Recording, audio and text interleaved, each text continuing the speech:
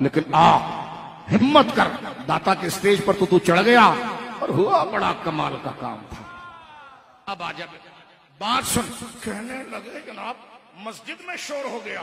میں نے کہا صحابہ کی بے ادبی کرنے والوں کو اب مسجد کا ادب یاد آ رہا ہے؟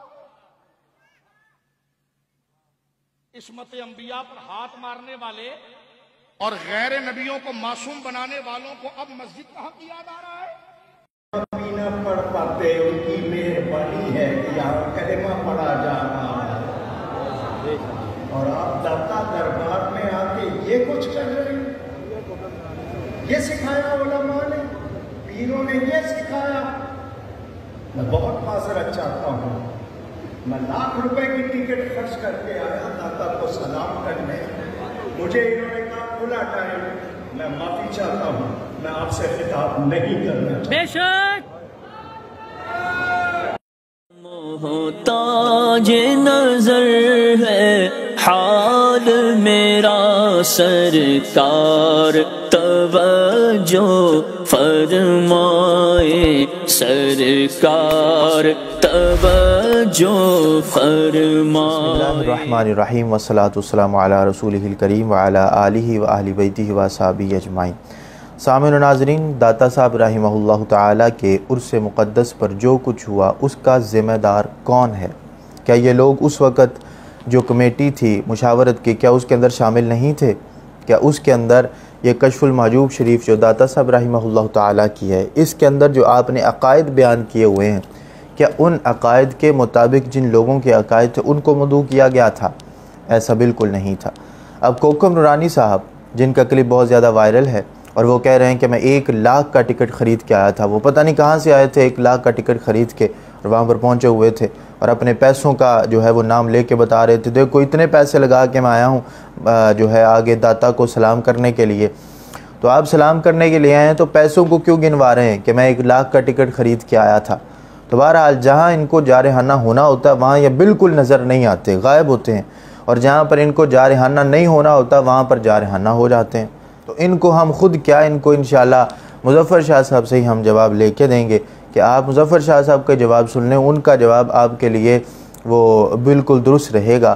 تو بہرحال مسجد کے تقدس کو پامال کرنے کے اعتبار سے جو گفتگو کی جا رہی ہے وہاں پر کوئی گالی گلوچ والا معاملہ نہیں ہوا، بلکہ لبیک یا رسول اللہ صلی اللہ علیہ وسلم کے نعرے لگائے گئے اور بائیکاٹ کیا گیا ان لوگوں کا کہ جن کے چہرے سے فسق و فجور جھلک رہا تھا۔ وہ طاہر القادری کہ جو خود سلمان تاثیر جو کہ گستاخ رسول، جس نے 295 کا جو قانون ہے، قانون ناموس رسالت صلی اللہ علیہ وآلہ وسلم، اس کو کالا قانون کہا، اور سارے علماء کرام اس وقت ایک پلیٹ فارم پہ جمع تھے، لیکن وہ متجدد وہ ایک دوسری جگہ پر موجود تھے اور وہ سلمان تاثیر کے ساتھ بیٹھنا اور اس کے ساتھ جو ہے وہ معاملات اپنے رکھنا، وہ اس کے اندر مصروف تھے۔ اور دوسری طرف جو غازی اسلام تھے، غازی ممتاز حسین قادری رحمہ اللہ تعالی، ان کو قاتل ثابت کرنے پر وہ لگے ہوئے تھے اور مختلف قسم کی کتابوں سے اپنے جو ہیں وہ عجیب قسم کے استدلال بیان کر کے اور یہ ثابت کرنے کی کوشش کر رہے تھے کہ سلمان تاثیر کے مقابلے میں آنے والا جو غازی تھا اور غازی صاحب غازی ممتاز حسین قادری رحمہ اللہ تعالی وہ تو معاذ اللہ قاتل تھے۔ اور پھر دوسری طرف جو شمس الرحمن مشہدی کا نام شامل کیا گیا، کیا آپ کو نہیں پتا کہ وہ مختار سقفی کہ جو ہے وہ قبر پہ جا کے حاضرینیں دیتا پھرتا ہے، جس کو خود رسول کریم صلی اللہ علیہ وآلہ وسلم نے کذاب کہا،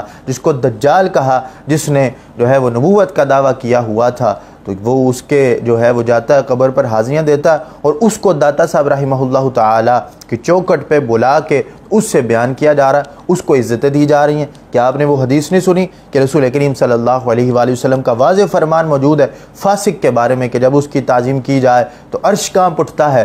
تو آپ نے ادھر فسق و فجور والوں کو بلا کے کیا ثابت کرنے کی کوشش کی؟ تو یہ سارا قصور ان کا تھا کہ جب مشاورت ہوئی کہ کن کو بلانا ہے تو اس وقت کیا ان کے منہ میں زبانیں نہیں تھی؟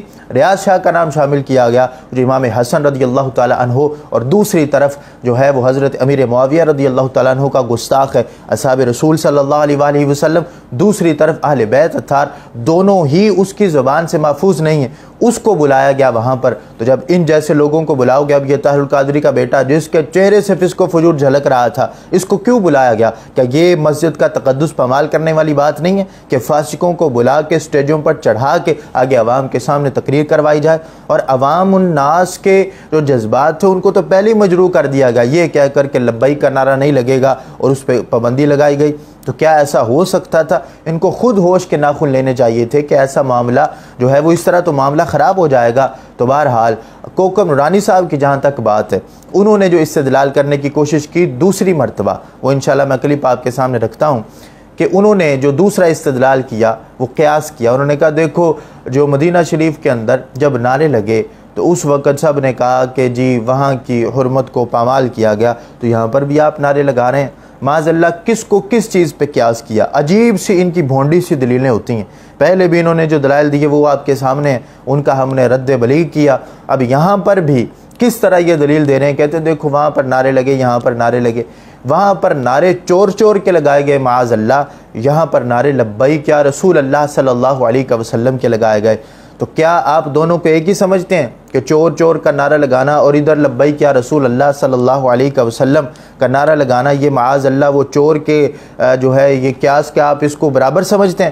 عجیب سے آپ قیاس کر رہے ہیں۔ کوکب نورانی صاحب کا خود کلپ سنیں کہ وہ اس کے اندر کیا کہہ رہے ہیں، اپنے پیسوں کو گنوا رہے ہیں، اور اس کے بعد کس طرح کے وہ قیاس کرنے کی کوشش اور کس طرح کے استدلال کرنے کی کوشش کر رہے ہیں، آپ خود سن سکتے ہیں۔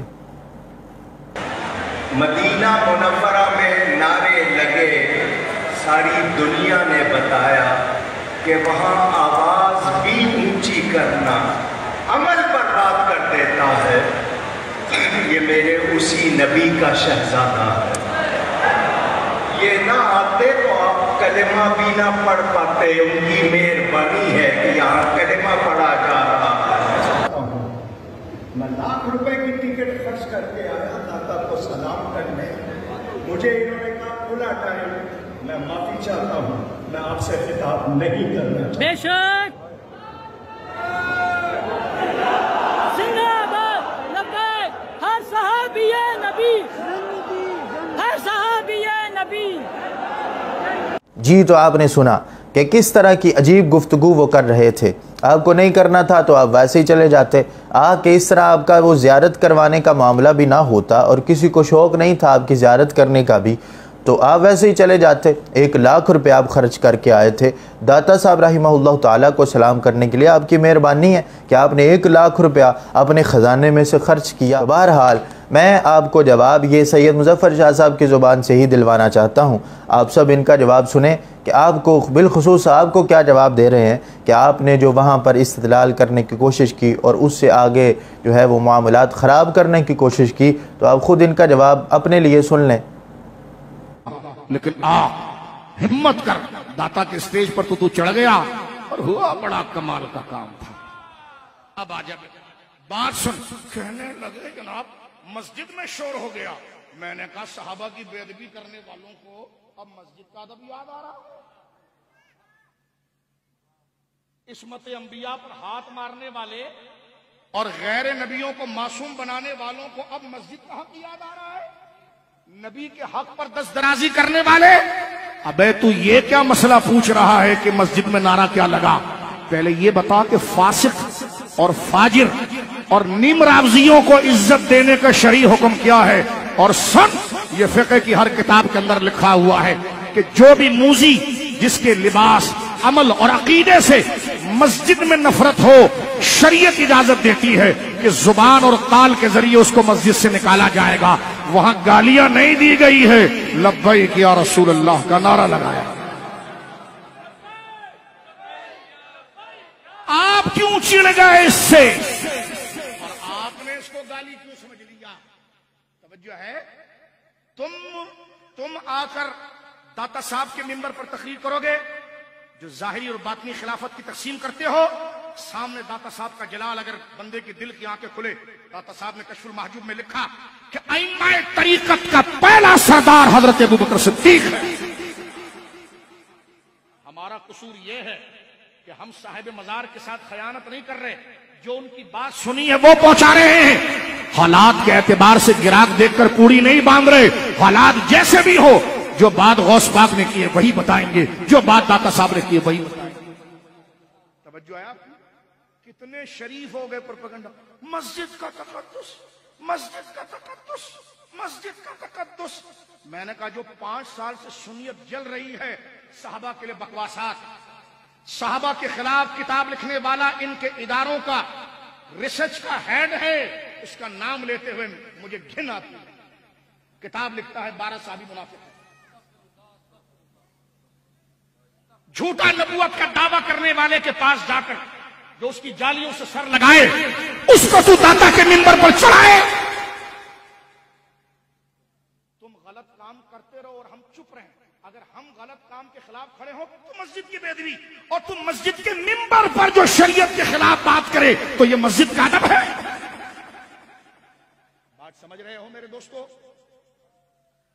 तो ये मिनहाजियों का प्रोपेगेंडा है, और इस प्रोपेगेंडे को हम ऐसे जमीन के नीचे मारते हैं। मैं आखिर के अंदर फिर दोबारा यही मुतालबा करना चाहता हूँ कि इस तरह का जब मामला हो, और बिलखुसूस दाता साहब रहिमहुल्लाह ताला के उर्स मुक़द्दस का, तो वहाँ पर जो है वो उन्हीं को मदऊ किया जाए कि जो दाता साहब रहिमहुल्लाह ताला के अक़ीदे के मुताबिक हैं, मुखालिफ ना हो।